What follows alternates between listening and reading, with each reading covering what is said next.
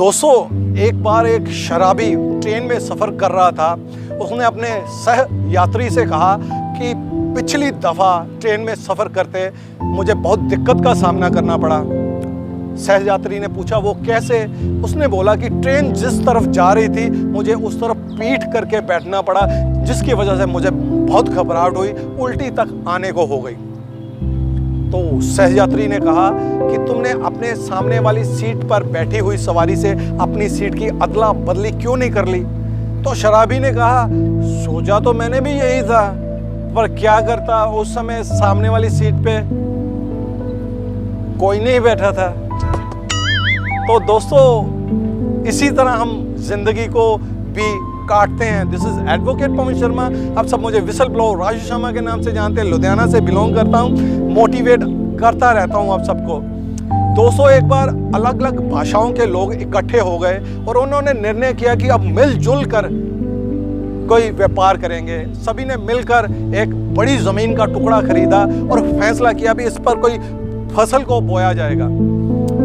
जो यूपी का रहने वाला था उसने बोला मैं यहाँ पर गेहूं बीजूंगा, लेकिन पंजाबी ने बोला कि नहीं, मैं तेरी बात को नहीं मानूंगा, मैं यहाँ पर कनक को बीजूंगा।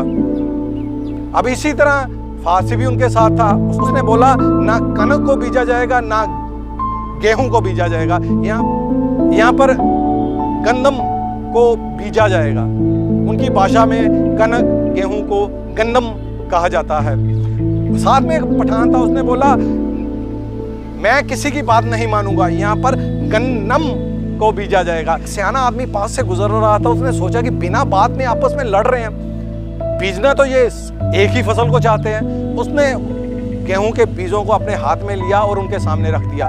तो सभी ने बोला अरे इसे तो हम बीजना चाहते थे, यही फसल तो हम उगाना चाहते थे। दोस्तों, सिर्फ भाषा का हेर फेर हमें आपस में लड़वा देता है, हमारे प्रेम में कमी ला देता है।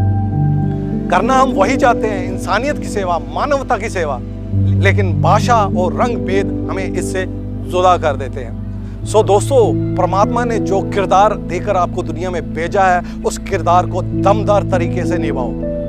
जिंदगी खूबसूरत है और जिंदगी दूसरों के काम आने का दूसरा नाम है। और जो लोग मानवता की सेवा करते हैं, दूसरों की मदद हमेशा करते रहते हैं, परमात्मा उनके रास्ते में आने वाली सभी मुश्किलों को दूर कर देता है।